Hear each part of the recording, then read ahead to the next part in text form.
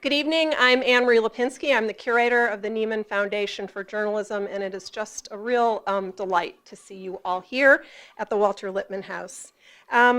We gathered this evening for the presentation of the J. Anthony Lukas Prize Project Awards, which honor the best of American nonfiction book writing. The winner's work exemplifies the literary grace and commitment to serious research and social concern that characterize the work of the award's namesake.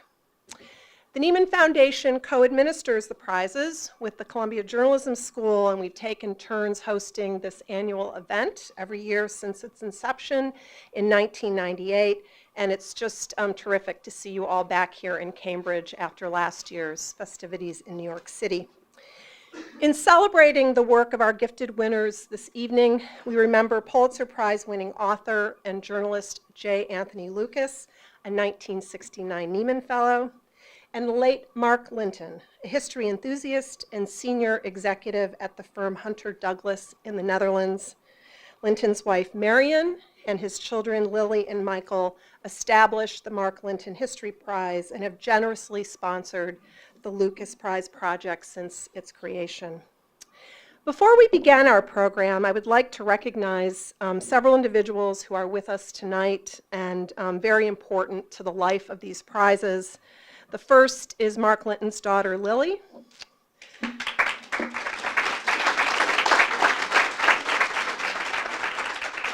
Also a member of the Lukas Prize Project Committee. And I'd like to acknowledge and thank other members of the committee who are with us, including Chairman Jonathan Alter, Linda Healy, co-founder of the Lukas Committee, and Tony Lukas's widow, Colin Diver, Shay Earhart, Phyllis Gran, Rosalind Rosenberg, and Abby Wright, Director of Prizes at the Columbia Journalism School. As many of you well know, judging book prizes is extraordinarily challenging and time-consuming, guaranteed to secure you the approval of the few who win and nothing from the many more who do not. So on behalf of the prize committee, I want to acknowledge our special gratitude to the jurors who are with us tonight: Frances Negrón-Muttner, Helen Horowitz, Gerard Howard, and David Sanger. Thank you very much.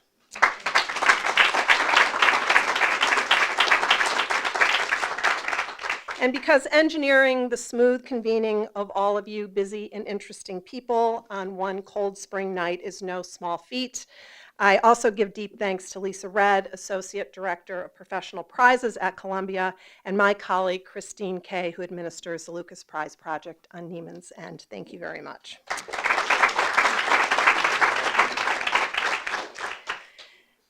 Author and journalist Tony Lukas started his career as a master storyteller here at Harvard, while still an undergrad at the Harvard Crimson.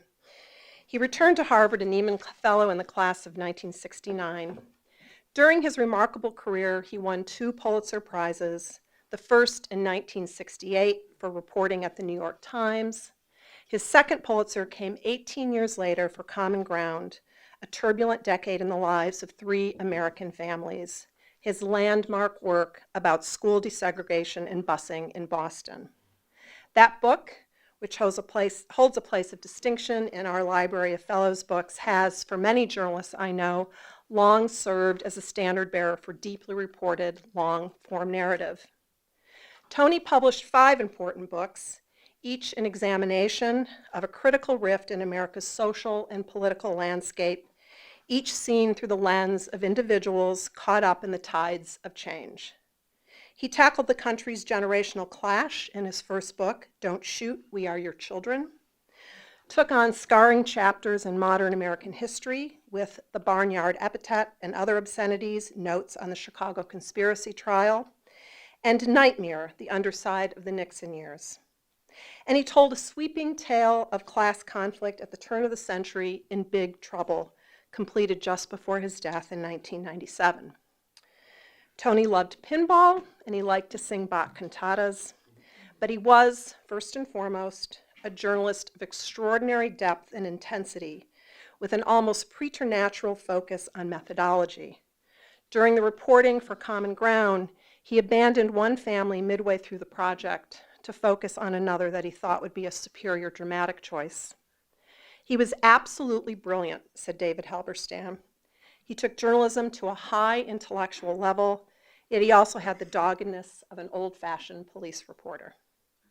The year following his death, his widow Linda joined together with friends and colleagues and honored his memory with this project. We thank the Litton family for their continued support of these awards, which we here at Nieman embrace as a way to showcase exceptional narrative work in 3 categories and recognize the importance of fine storytelling in book form. I would now like to invite the moderator of our panel discussion tonight, Steve Coll, Dean of the Columbia Journalism School, to join me in giving the awards. Steve is himself a 2-time Pulitzer Prize winner for work he did at the Washington Post and for his book Ghost Wars, The Secret History of the CIA, Afghanistan, and Bin Laden. The J. Anthony Lukas Book Prize is presented to a book-length work of narrative nonfiction on an American topic that exemplifies the literary grace, commitment to serious research, and social concern that characterized the distinguished work of the award's namesake. This year's winner is Dr. Sheri Fink for her book, 5 Days at Memorial, Life and Death in a Storm-Ravaged Hospital, her gripping account of patient deaths at a New Orleans hospital in the wake of Hurricane Katrina.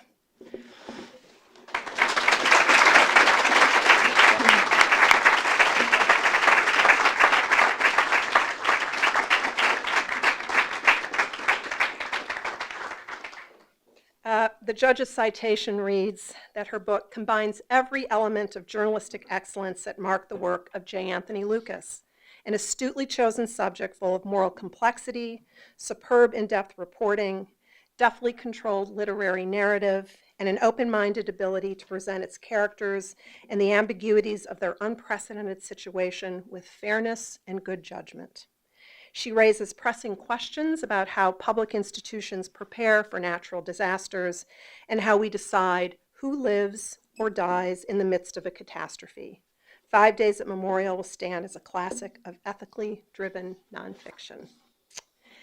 The finalist for this award is reporter Jonathan M. Katz for The Big Truck That Went By, How the World Came to Save Haiti and Left Behind a Disaster. His selection is especially sweet because he was here just 2 years ago as the winner of the J. Anthony Lukas Work in Progress Award and used the $30,000 prize money well. Jonathan M. Katz, the citation reads, emerged from the wreckage of the 2010 Haiti earthquake with a riveting account of a catastrophe.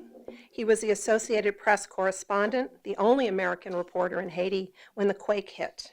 He saw a natural disaster compounded by human folly, the folly of the well-intended folks who paved the road to hell.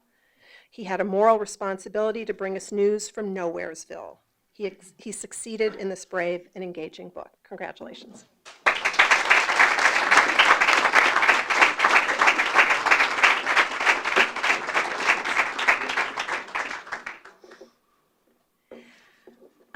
The Mark Linton History Prize is awarded to a work of history on any subject that best combines intellectual distinction with felicity of expression.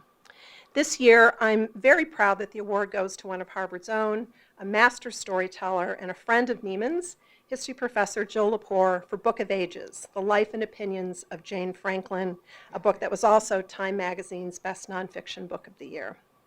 Jill is professor of American history and chair of Harvard's History and Literature program. She also is a staff writer at The New Yorker, and her next book, The Secret History of Wonder Woman, will be published this October. The citation reads, in a voice both clear and rich, Jill Lepore opens readers to the life and thoughts of Jane Franklin Macham, an energetic and intelligent woman of small means in 18th century Boston. She intertwines that story with that of her famous brother, Benjamin Franklin. Although sprung from the same parents and devoted to each other, that she was female and he was male allowed different opportunities. An imaginative historian, an assiduous researcher, as well as a brilliant writer, Lepore creates from shards of evidence a palpable presence, enabling readers to understand Jane intellectually and emotionally. In doing so, Lepore dramatizes what gender meant in early America and the beauty that a superb writer can bring to an ordinary life. Jill?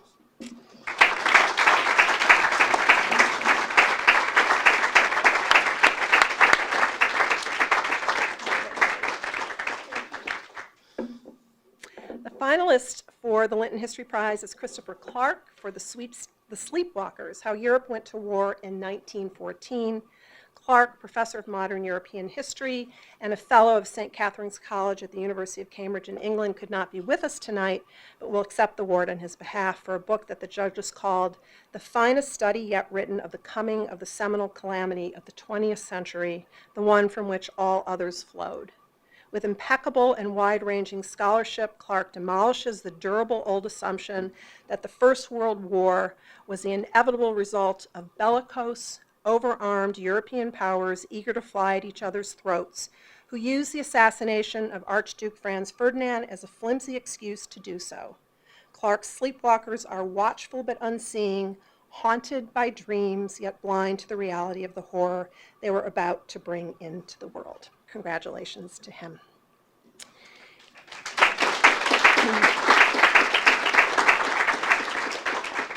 And last, the J. Anthony Lucas Award for a Work in Progress is given to aid the completion of a significant work of nonfiction on a topic of American political or social concern.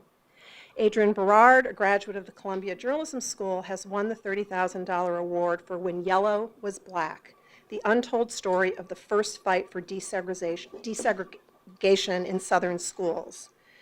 The judges praised her for focusing on the untold story of the first fight for desegregation in Southern schools as she explores the grim dilemma faced by the gray races, those who are neither black nor white.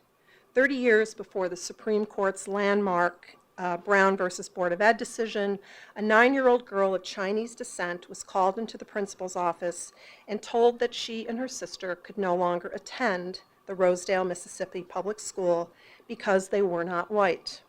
The Lum family found this decision unjust and were determined to reverse it. Adrienne tells this story in a deeply affecting narrative that is both epic and intimate. When Yellow Was Black will make an important contribution to our understanding of the history of an ever more diverse nation and the shaping of its future. Congratulations.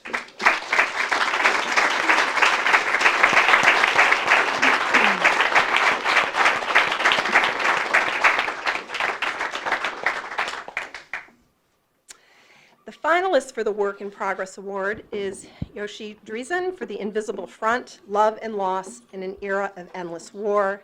He is the deputy editor for news at Foreign Policy and is completing a book about military suicide, the product of a dozen trips to Iraq and Afghanistan. The judges said, The Invisible Front is a detailed, compassionate, and compelling report from the front lines of what the author calls the Army's Third War. Its fight against the plague of military suicides in the wake of our prolonged conflicts in Iraq and Afghanistan. It puts a hauntingly human face on the struggle to understand the psychic wounds that our soldiers carry home with them, correct a culture of denial within the armed forces, and find life-saving solutions for a profoundly disturbing problem. It is a wake-up call for both civilian and military leadership and a warning of yet another of the unmeasured costs of modern war. Congratulations.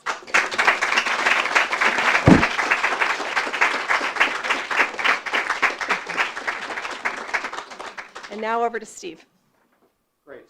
Thank you so much, Anne-Marie, and welcome everybody. We've got about an hour, a little less, and I thought we would spend some time talking amongst ourselves, and then we'll take some questions from you, and probably run out of time before we can take everyone's questions, so forgive me in advance for that.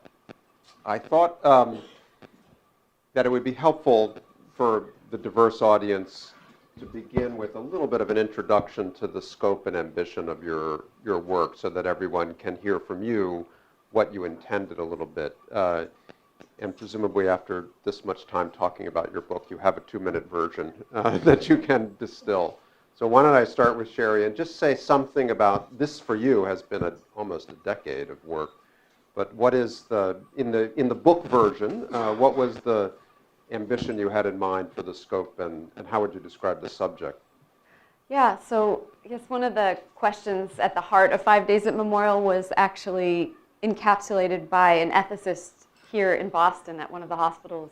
And he said, is a time of crisis a time, or is an exceptional time a time when we can make exceptions to moral rules? Or is a time of crisis a time when we should hold on even more tightly to our deepest moral values? So that's one of the questions at the heart of the book. And as you remember, in 2005, the floodwaters from Hurricane Katrina really drowned one of America's most beloved cities. And at Memorial Medical Center, the floodwaters rose. It became hot because American hospitals don't have to have their backup power attached to their air conditioning systems. And then all power failed because, as we saw with Sandy too, also American hospitals in flood zones do not have to have their backup power protected against flooding. That's still the case. So very, very quickly it became clear that they were going to need to evacuate, that they would lose all power, and that actually occurred. The first question was, who do you save first when you have a hospital full of people? You have little babies who might have a long life ahead of them if you get them out. You have the elderly who've worked all their lives, who have so much knowledge, who care for others. You had the very sickest whose lives really depended on electricity, and you had healthier people who, if you got them out, might live longer. So that was sort of the first ethical dilemma, and the first half of the book really walks you through almost hour by hour as this kind of situation unfolded and these horrific choices became clear. And then the power did fail. Some of the desperately ill had been saved for last, to go last, and they became sicker. They started to euthanize the pets because staff members, anybody from New Orleans knows that if you want to get people to show up to work a hurricane, you let them bring their pets so they don't have to leave them at home. And they got hot, and people thought they couldn't rescue them, and they started to euthanize the pets. And then they looked at the patients, and some of them looked like they were suffering, and this sort of, the word went out around the hospital, we're euthanizing the pets, what about putting some of the patients out of their misery? And that was done, and the second half of the book really looks at how do we adjudicate actions that we might consider to be really unethical, illegal, in a context of just utter failure of levies and government rescue and the private corporation and the leadership structure of the hospital. And so the book, my hope, I guess, was to the idea that if we walk through through the worst case scenarios before we ever have to face them ourselves, that we can take something from that. And what you see is that individual decision making really can make a difference between life and death in the midst of a crisis. And then, of course, there's all the lessons for preparedness. And if I may, just since we didn't get to do our thank yous up there, I want to just shout out a couple people in the audience, if I may, since they made the effort to be here tonight, but my parents for being incredibly supportive all my life, and my editor, Vanessa Mobley, who's just brilliant and stuck with probably feels like 10 years of editing of the book.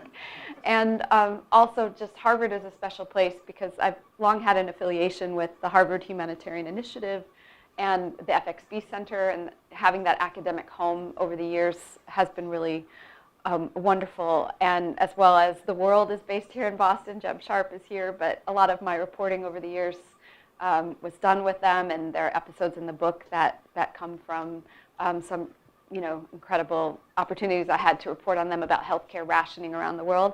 And not least of all, the New America Foundation, which Steve Coll was the head of, which supported me for 2 years in the writing of this book. And it's just tremendous to have that kind of resource as a writer working on a really in-depth project. That fellowships like that exist is just tremendous. So thanks for giving that, and many other people to thank too, but just you in the audience and some friends. Jill. Wow, can we just have a little break, or we can go read the books now?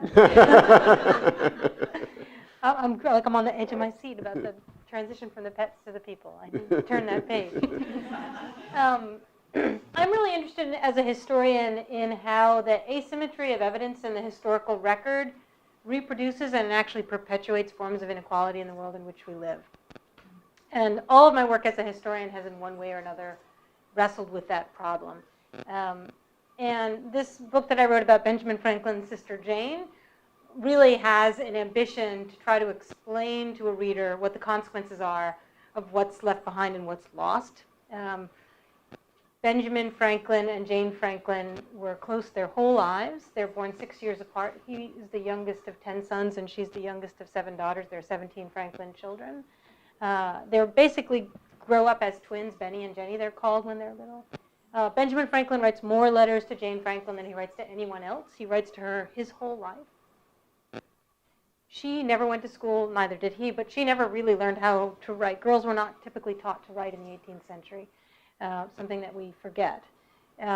So as a historian, when you go into the archives and you're trying to recover the lives of women, it's very difficult because you can find out things about them in the aggregate. You can know how many women were committed to the poorhouse in the 18th century, and you can find out their names because someone wrote them down. But what they experienced there is completely invisible to you as a historian because all of them were illiterate.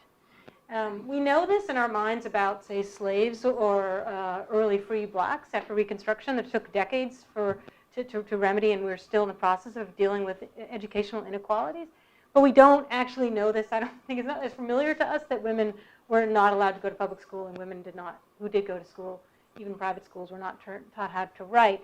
Benjamin Franklin taught his little sister how to write because he was fascinated by Enlightenment ideas that he'd read about Daniel Defoe saying, wouldn't it be interesting if we taught girls how to write? We could do this little Enlightenment experiment. What if you had a boy and a girl raised in the same family, and what if you followed them through their lives? What would it mean that the girl never was taught how to write?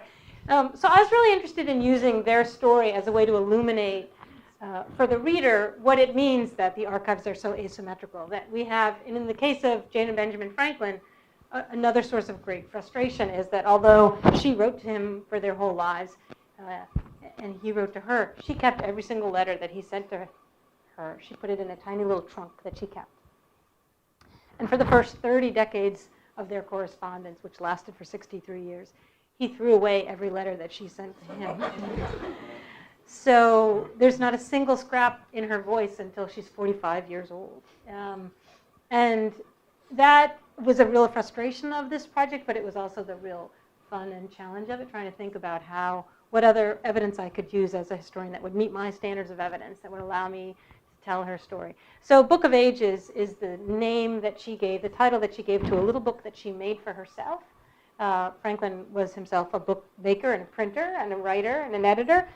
Jane knew how to stitch books too, and she made herself a little book out of paper that she made, and she put on the cover of it Book of Ages. And the first time I held it in my hands, and it's an archive here in Boston. It's amazing that it survived. It's this tiny little scrap of fool's cap stitched together with this really coarse thread.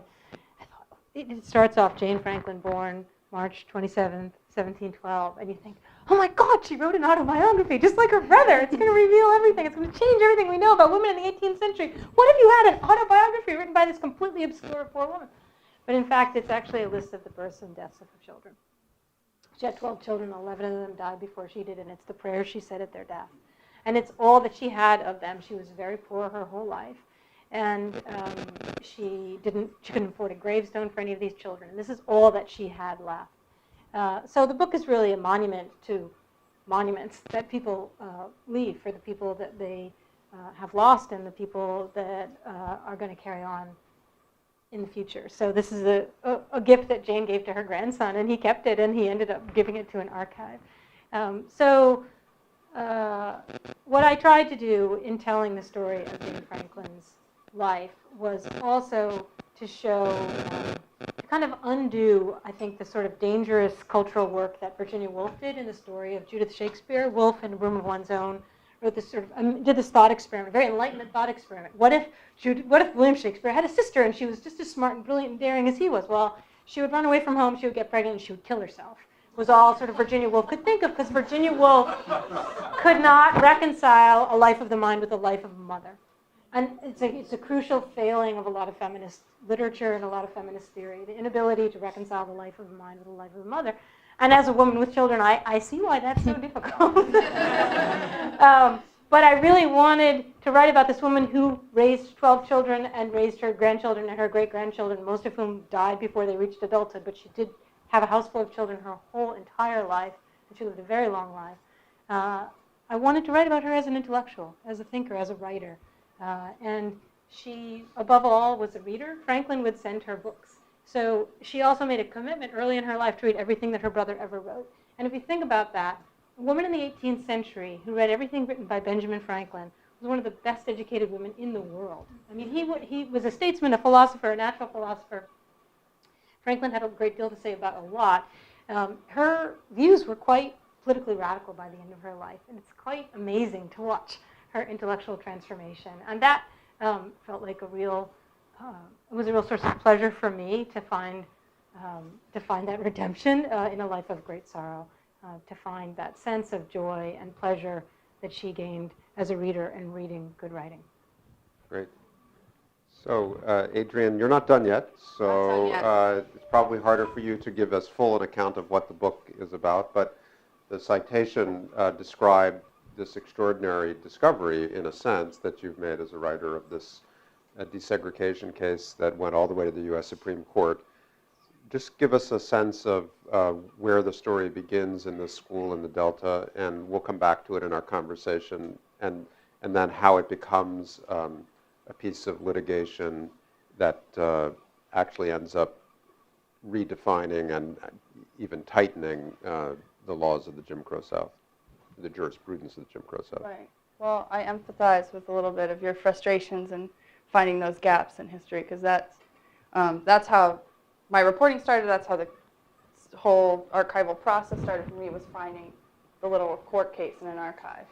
And the name is Gong Lum on the case. And I thought, Gong Lum in Mississippi Delta, 1924.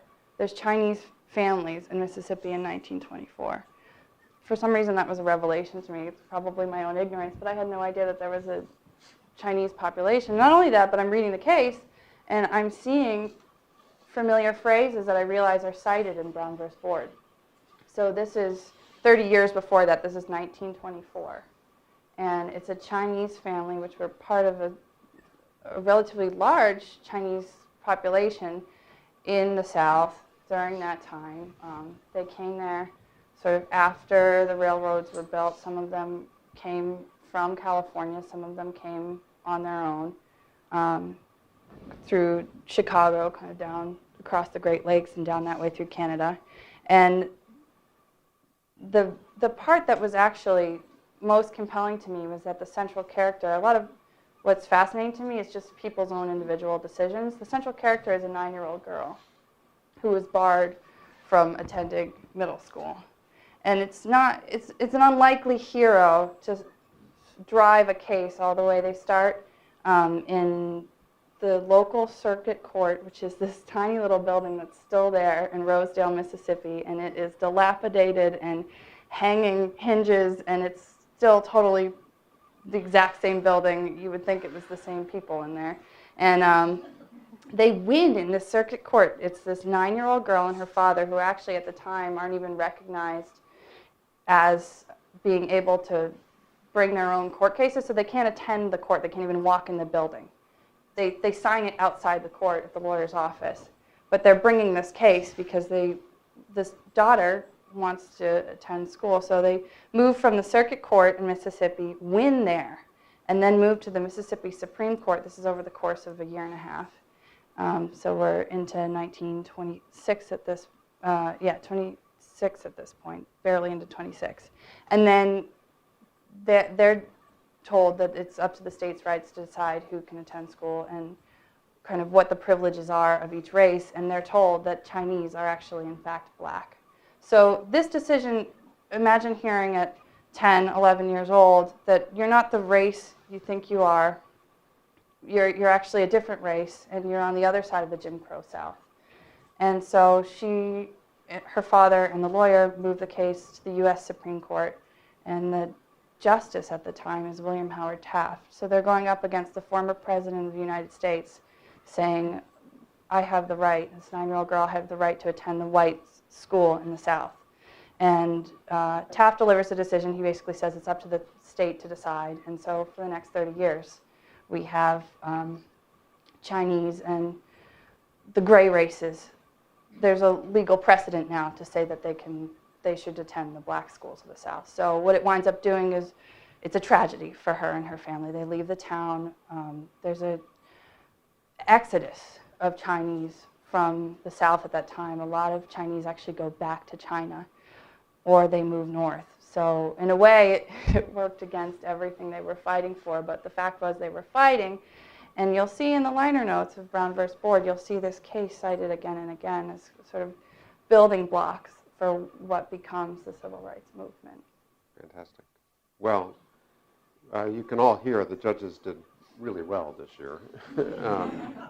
And one of the things that Anne Marie talked about was how Tony Lucas, who I'm sure inspired a lot of us in the room as young readers and aspiring journalists, concentrated quite a lot on his methodology and then on the translation of his methodology onto the page with a more sort of self-consciousness and artfulness than many of us as journalists and historians. And I would say of the two finished books, they're both distinguished by many fine qualities, but none more so than the composition on the page. There is a real artfulness and care about and restraint at times in both books. And so I thought in the spirit of the awards that I'd ask each of you a little bit to talk about your writing and your methodology. And maybe I'll start with you, Sheri. This is an enormously complex subject, especially the way you framed it around the ethical narrative and then the attempt of litigation and justice to deliver on the ethical narrative. Lots of characters, complex setting, and yet, the book is just so well rendered and so much in motion. It seems like you're working on every sentence, and there's an enormous amount of attention to the language and the flow and the breaks. And I just wondered, one, what models did you hold in your mind's eye as you were polishing and working and writing? What were you trying? What books did you have in your head that you were trying to find your way toward? And then how did you choose to leave things out? That must have been difficult at times. Did I leave anything out? There's a lot of leading in between the lines, so the book is not as thick as the thank sheer you. size of the book. No, it was kind of amazing because we felt it was too, like for the market, probably too long maybe. But I remember this moment when Vanessa read it and came back and she's like, I can't really find anything to cut, and that was, I don't know. Then we felt like everything that was in there needed to be there, or maybe we were just too close to it at that point. But and it's so funny, Steve, for you to ask about methodology, because we at New America, I've told this story to a lot of people, and I think it's beneficial. Like if you can ever get Steve to tell you his methodology for writing a book, it is so well worked out and is so amazing and it's so organized, and it's something I will strive for if I ever get this courage to write another book. But it makes so much sense, and I think I'm much less efficient. But generally, I looked at a chronological narrative as the overall structure, because it is, you don't have the benefit in nonfiction of choosing how many people are critical to the story. And this was like a 2-city block long hospital, and there were just, wherever you stood, you had a different experience of being there. And so that was complicated, and I worried about people being able to keep track of things. So I tried to keep what I could simple, and then just using those classic tools of narrative writing where you try not to jump forward in time, or if you're jumping forward in time, you keep the characters the same, you keep the place the same. So trying to keep as much going forward and not confusing the reader that way. And then there was a lot of work on every sentence, as Vanessa can attest, probably too much. So I think that settles it. And I forgot 2 thank yous, which I'll sneak in here. One is just the judges, because that must be a huge job to read all of these books, and we're all so appreciative of your time and grateful. And I also just want to call out Jonathan Katz's book, because it is terrific, and your bravery in Haiti and reporting that story and your outrage just come through. So I'm honored to be here with you. So one follow-up, just the sentences. When you say you worked a lot on each sentence, some writers, maybe Jill is one of them, the sentences come out with a shine and a polish, and they hardly require revision, and others really go back and back and back. What are you trying to get to in your own mind? Are you trying to just pare a sentence down to get to a certain active energy and make sure that there are no dead words and no... Well, how would you describe it? Yeah, that's a really good way. Yeah, absolutely. And to keep it active, to not have extra words in a book of this length, wanting every word to count, varying the language, varying the rhythm, all of that. Oh, and models. So I looked a lot at books of true crime, just as a narrative model, because there was here, whether you consider it a crime or not, but there was this act, and then there was the judicial process. So I looked at everything from Helter Skelter, In Cold Blood, the Columbine book, and so those were really helpful just for framing the structure. And then a lot of fiction too, just for things like blindness I found really inspiring, and that book, Bel Canto, just this idea of a small group of people trapped in a circumstance of extreme, and the small world that they create and the different rules of that world. That's very interesting. So now, Jill, your book is just remarkable in so many ways, just as a piece of writing. And I thought, as a reader of history, also a little bit sui generis, I don't know whether there are models that you were looking, but you seem to unpack your subject matter even while you had this great devotion to it. And there are these stanzas on pages that almost feel like you're breaking out a little poetry, even when you're using found sentences. Yes. And then the chapters are quite spare, and you keep moving. It almost feels like you have a design in mind with the way you order the chapters and end them. But what's going on there? Have you written this way before, really breaking things out and allowing kind of almost stanzas to drop onto a page that way? No, this was its own kind of weird experiment, and it was I found it a really difficult book to write, and I threw away. I wrote 250 pages and threw every single page away. It was like the first thing that I did. There seemed to me some real liabilities to my choice of subject. One is there was no ticking clock. There's no energy. I've lived for 83 years, and it's a kind of cradle to grave. And the mistake I made the first time around was, and the other problem is, Jane Franklin is a dark room, and Benjamin Franklin is the candle. You can never see her unless he's in the room.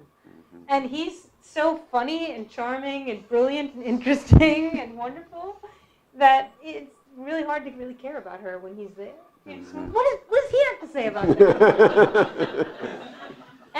and she will only say these sort of, especially the first few decades, where she says nothing. And then when she starts, her voice survives, and she says all these daffy 18th century things like, "Oh, I'm just a woman, I have no opinion on the matter." So you have just decades of quiet, and then you have decades of demurral, and it was really frustrating. So the problem at first was I started with their birth and ended with their death, and so if you think of kind of like an x-axis where time is moving forward, they start in the same place. They're both the children of a poor Boston candle maker, and then her life is sort of pretty much this. She marries the next door neighbor when she's 15, she gets pregnant, she has 12 children, they all die, she dies. She's as poor as she was when she started, and he's Benjamin Franklin. His life. And so I got to about here, and they were like this, and I was like, this is so horrible. Narratively, the problem is, in my house, the kids would always call the book The Prince and the Pauper, but actually they never switch places. So you get to about the middle of, you look to fiction for your model, And you're wanting the prince and you want suddenly there to be this dramatic reversal, like Franklin is brought low. And suddenly Jane's living like a queen. Like as a reader, you desperately crave that change. And it never comes. And I just thought narratively the book's just a drag. Like it's just a drag. So I came up with a bunch of different strategies to address that. One was, and this is I would say this is slightly fishy as a historical maneuver, but I wrote a long preface in which I said, here's why I did it. I promise it was legitimate. A lot of things because Jane's life involved raising children. When she had like a house of 4 children under the age of 4 when she was 79. I mean, picture this work.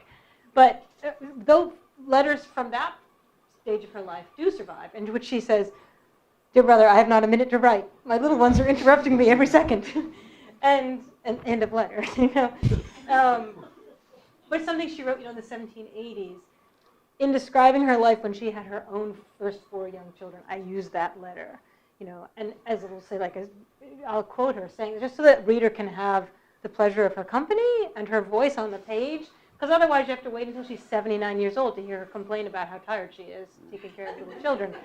So, in a footnote, I say she wrote this letter in 1786. But women's lives involve a lot of cyclical experiences. But for me, I'm a deep empirical historian, and that it was really hard to come to the decision that was okay. But when I decided to do that, it really helped, because then she's animated on the page, and then she holds her own with Franklin, because he's off, founding the library company of Philadelphia. But she's doing something pretty interesting too. And the other thing I did was I expanded the timeline. So the book doesn't begin with her birth. It begins when the son of Edward VIII starts keeping a diary, a chronicle of his life, a chronicle of the king. And then when the next monarch requires all the parishes and all of the kingdom to keep a register of all the births and deaths in the kingdom. It's sort of like the beginnings of a tradition of recorded history in England. And it ends, and the story really ends with Jane's Book of Ages ending up in a library in Boston.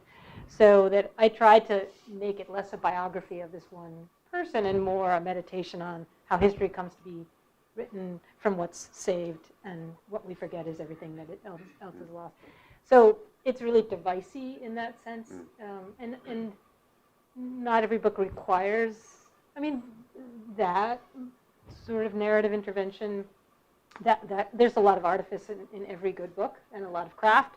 This one felt to me that there was more artifice called for because of the evidentiary problems. We'll call it art, not artifice. Okay. So Adrienne, in your manuscript, this is a little bit of a departure from the subject of composition, because you're still finding your way forward, but it has something to do with the conception of the book, which you did so well describing before. But in your manuscript, you said that you were searching for this subject from New England, where your mother had removed you, saying she would never raise a daughter in the Delta, even though that's where you were a child. So She's what's right there. Yeah? Tell.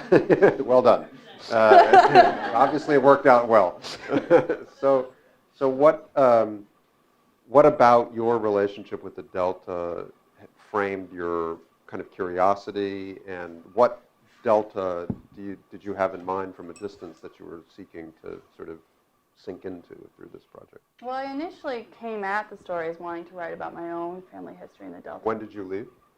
Or do you even remember it? My great-grandmother, Mama D, is sort of the matriarch of a generation of women, my mother included, who was sort of the first, aside from my own mother, the first real role model I had growing up. So we would go and we stayed with Mama D, and she moved to Cleveland, Mississippi, which is Bolivar County, which is the town I'm writing about, or the region I'm writing about. She moved there so that her children would go to college. So she bought a little tiny house right next to the college, and she wasn't sure if any of them would ever go to school. Her parents were sharecroppers, and sure enough, lo and behold, every one of her children went to school, every one of her grandchildren went to school. So it's sort of a homecoming for me to report this, not that, I'm Chinese American, but that I'm Southern in a way, so it's going back At to literate. my roots. And literate. So it's going back to the roots of kind of where I'm from, but there's a level of distance I think you have to have as a reporter, but at the same time it's almost a compassionate distance. You have to look at it as, you have to love your subject so much that you're willing to devote, in my case now, the next year, 2 years of my life to this, but I can't love it enough that it distorts my vision of it.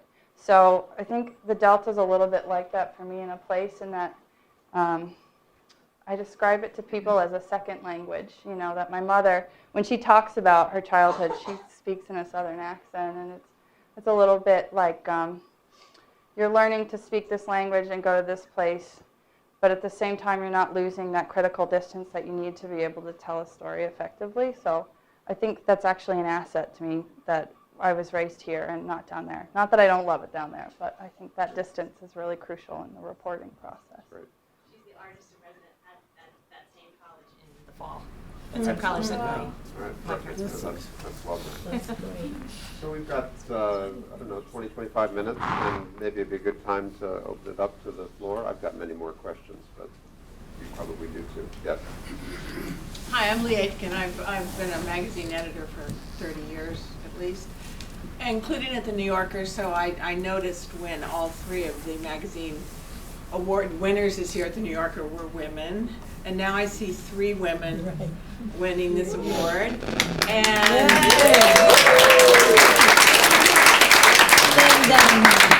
if you follow the statistics, women are still really underrepresented at the big thought magazines, and if you take out the times that they have to write about divorce and childcare and women's issues, they're even more underrepresented because they let those statistics in.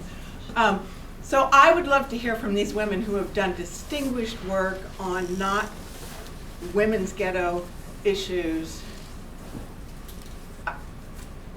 how they feel about, the progress that's been made, the progress that hasn't been made, any difficulties they've encountered. Well, I'm happy to jump in. By all means. The thing that makes me sad about the state of affairs, which I don't think is a very good one, is it's very difficult as a woman to decide to write about women, because the ghetto is absolutely still there. So this is a book that I wanted to write when I was a very, very young scholar. It's a book my mother desperately wanted me to write, and for years had begged me to write, and I completely turned my back on it because the cost as a young scholar of starting off writing women's history, it's a very, very high price to pay. And yet I have things to say on those issues. That makes me sad, because I think that it really shapes a lot of women's careers. That said, among the many, many thanks that I would give, above all to my mother, who didn't live to see the book published, which is a source of great regret to me, is actually would be twofold. One, Harvard is a place where I have felt enormously supported in all of the work that I do, even though institutionally academia has, in fact, one of the poorest records for gender equality. If you look at, if you correct for childlessness, so the price of being a successful academic for women is almost invariably to not have children. So a lot of new, really good social science research looks at what appears to be gender equity among the tenured ranks, and it turns out that it's men with children and women without children. That's the population who has tenure. But my own experience here has been incredible. And I guess even more so, my experience with the New Yorker has been incredible, where I have been able to write about all kinds of things, and I have never felt pressured to occupy the ladies' corner, which is I think a quite unusual circumstance, frankly. Anything, Sheri? Yeah, no, I also feel really fortunate, and like I stand on the shoulders of women who fought the fight and have been lucky not to face too many problems. I write about what I care about, and Yeah, no, I feel lucky, but I have a good friend who started something called the Op-Ed Project, which is sort of meant to try to rectify some of the lack of, or the dearth of women's voices in top opinion outlets. And so what she found, Katie Ornstein, was that the level of submissions to those outlets roughly matched the gender balance of the output. So it wasn't that the editors were turning down women more. It was that women were not putting themselves out as experts, didn't feel as confident in doing that. And so the Op-Ed Project is aimed at getting women to see themselves as experts, and it's apparently been really successful in that. I do remember when I was heading toward a medical profession, and I decided I wanted to do an MD PhD program, and I went to meet with in college, the head of the MD PhD program at Michigan, who had been there for decades. And we sat down, and he said, "This is not a program for women." That's probably the only baldly, I was going to say racist, sexist thing that had been sort of said to my face. But he's like, you'll want to have children around the time that you're in your training, and this is not good, and we invest all this money in training women, and then they go off and have kids. I went off and became a reporter, but so yeah. And I question the legacy of that too, of not having, now speaking of it from a historical perspective, digging through archives and seeing planter after planter in the Mississippi Delta, these white landowners have 4 or 5 biographies, autobiographies. I mean, their life is so well chronicled that I know everything they eat. But there's all of these missing voices, and I don't think we've rectified that yet. And I'm, not just saying we need more women's stories in here, but I think you have to have the character of the writer shapes the questions that they ask and the world that you see through them. And I think that's a crucial thing that we should fix. Just for the people that are trying to write the book I'm writing 200 years from now, I want more women just so that they can do the work effectively. Well, it's like you're saying the same thing. Yes. I have a question for Sheri Fink about what must have been the difficult psychological transaction of reporting your book. You must have you asked them to tell you about the worst experience of their lives and to tell you everything about it. And how did you handle that? Not just getting them to talk and feeling comfortable to talk, but maybe how did you handle your own reactions to all the bad news that was coming across? I think my first book on a genocide gave me good practice, because that really was the worst of people's lives. It's weird when you talk to people who go through real crises like these, but who have some agency, so people who have been able to act as doctors or nurses or in any, people carrying people up for rescue. They say it was the best and the worst moment of my life. And so there's some sense of purpose that people have in that acute crisis. In fact, people sort of get depressed in the time after that occurs more than even at the current time. But I think, yeah, I think it's really important that the skills you learn as a doctor in terms of listening to people non-judgmentally is really important.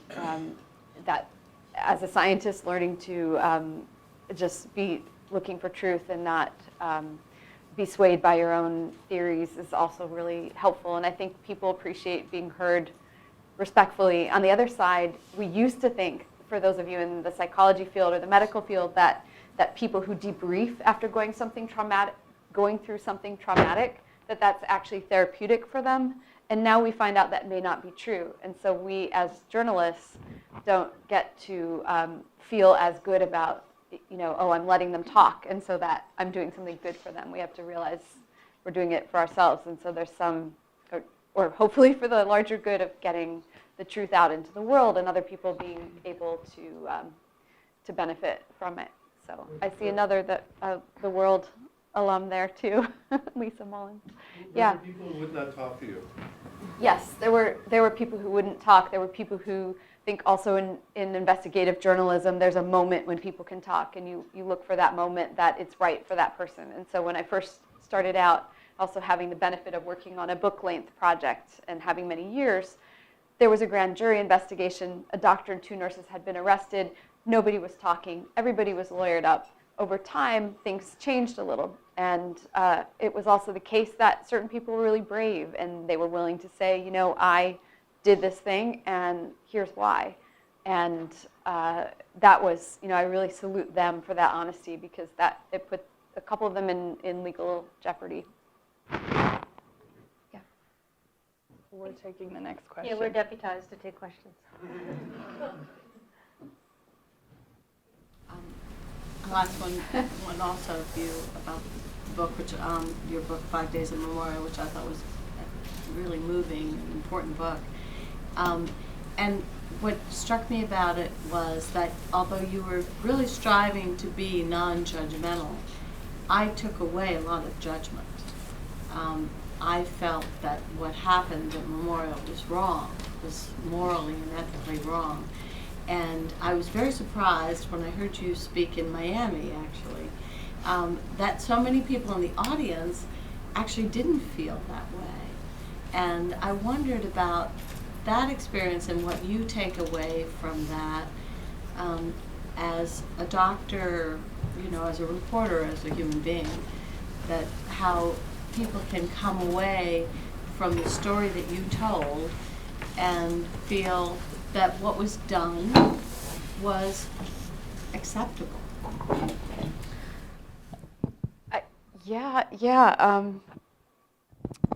I guess I had heard a lot. There was a huge amount of support for the health professionals in New Orleans because of the larger context in which their actions occurred.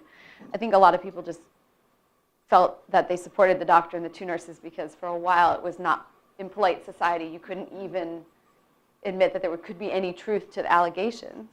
But then I think there were some people who went a step further, and so very early on I was hearing people say, yeah, they did this and it was right. We have this whole strand in our society too with the way that we value human lives, and there's a lot of people who feel that we put way too much effort into saving people who are older or disabled, or, in public health, there's this concept of disability-adjusted life years, and this idea that you weight the value of a life differently if that person is in a wheelchair or has some other, disability.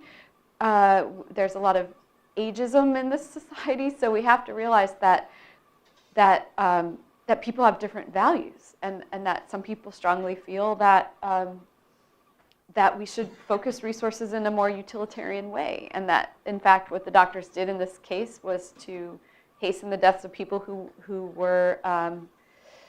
maybe didn't have so much value to their lives at that point because they were so old or sick, or they might have had very little time left, and that saving others made sense, and that this was the merciful thing to do for the people who were left behind. So that, there's a lot of people who look at the world that way.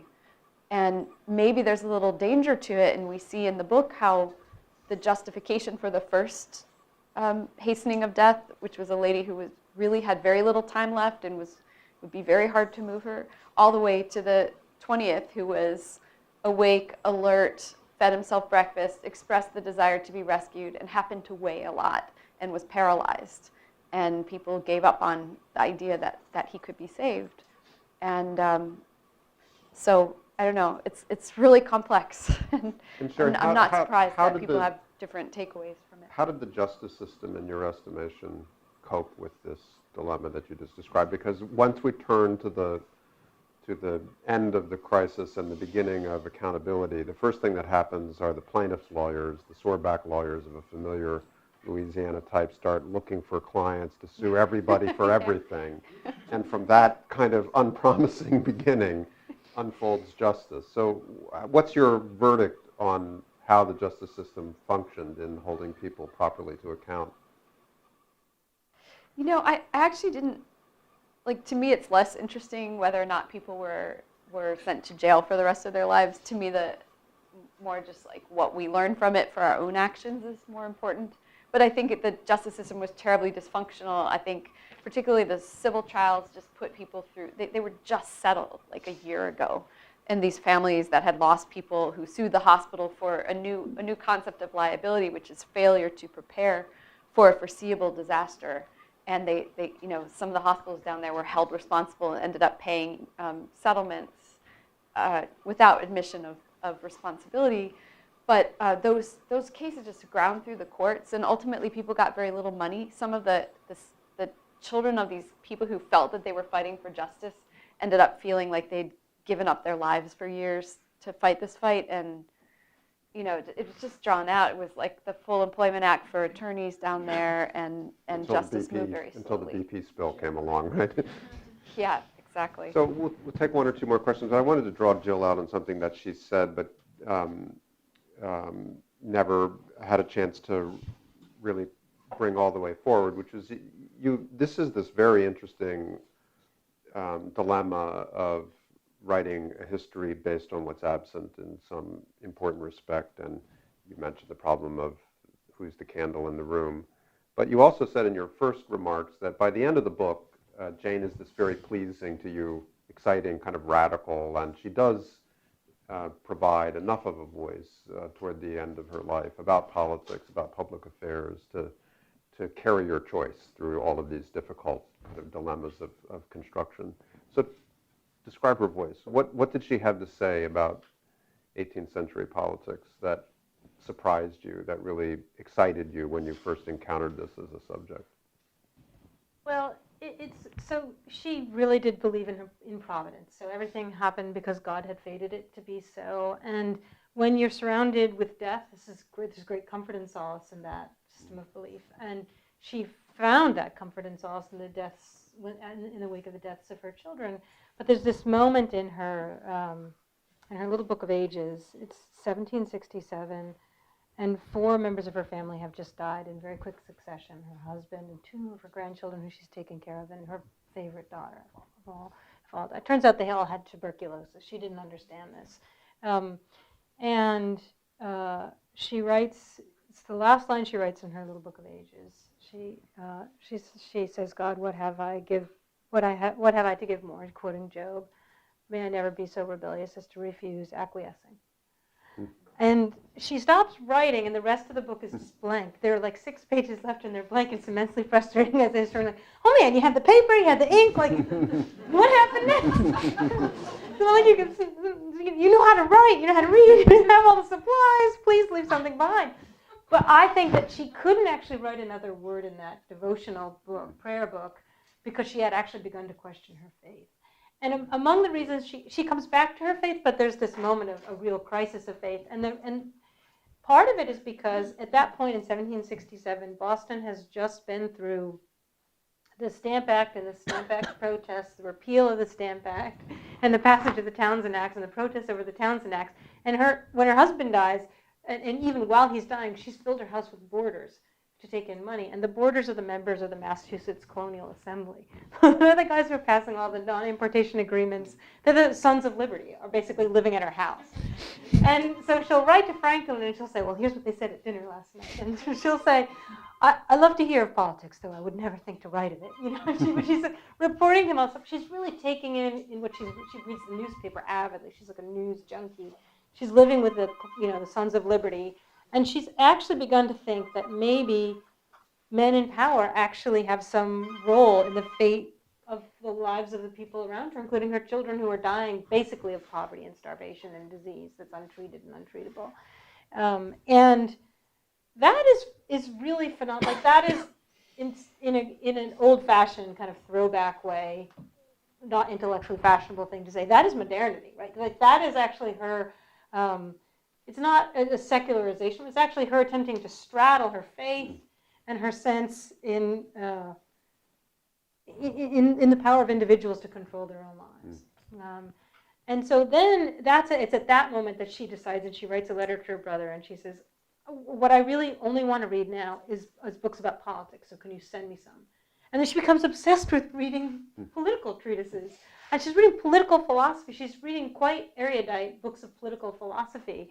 Like just really the great works of the Enlightenment as they're being written, like these are new on the bookshelf. And she's reading them because she's trying to reconcile, the pre-modern and the modern world, and both believe in God and that these things happen, and there's nothing that you could have done about it, but also to kind of think maybe there could be a different way of thinking about the ordering of resources in the world in which this, and that's I find very exciting and completely surprising, because we have this kind of crackpot founding father history, pop history, right? And people kind of carry, like most of us, what we know about the American Revolution is like Johnny Tremaine, and the HBO John Adams series. Like we actually like are, and that's understandable. But I don't want to go back to the 18th century. Like I don't find it cute or twee or quaint. I actually find it devastatingly. A devastatingly sad time, the kinds of suffering that people endure, but the courage of questioning the ordering of society that comes from the sheer intellectual work of reading and thinking about ideas. I just love the dignity of that for someone who's living this scrappy hand-to-mouth existence. That's great. That's great. One last question. Yes. This is kind of a technical question, but Adrienne, did you find the lawyer? Who was the lawyer for your family, and did you find any descendants? Yeah, I found descendants of just about everybody, which was a miracle and a half. But the lawyer is an Atticus Finch of a guy. I mean, he was the governor of Mississippi. Earl Brewer. He was the governor of Mississippi in 1911. So for him, right when he took on their case, he had the most miserable version of a Senate run. I mean, he didn't get a single vote. It was just terrible because he was this. Because after he had represented. After he had represented the state, he took. What was his motivation? Why did he do this? I genuinely believe that he had a sense of wrongdoing.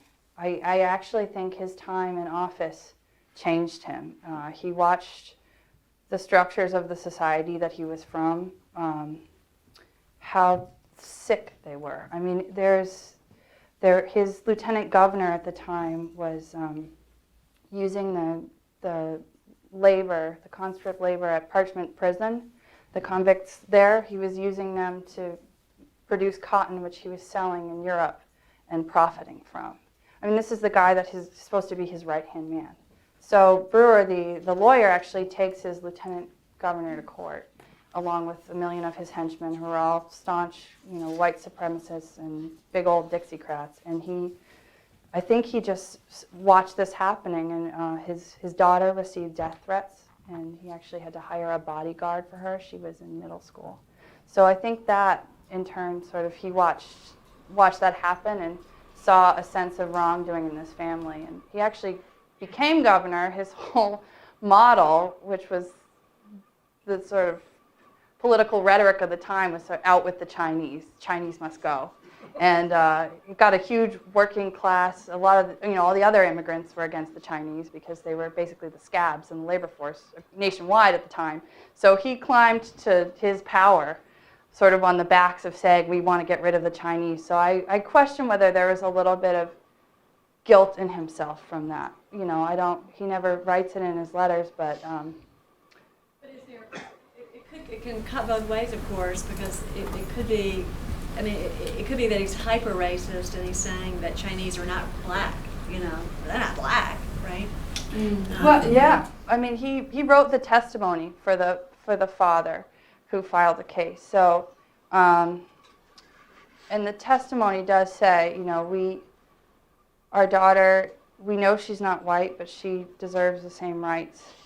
So, I mean, yeah.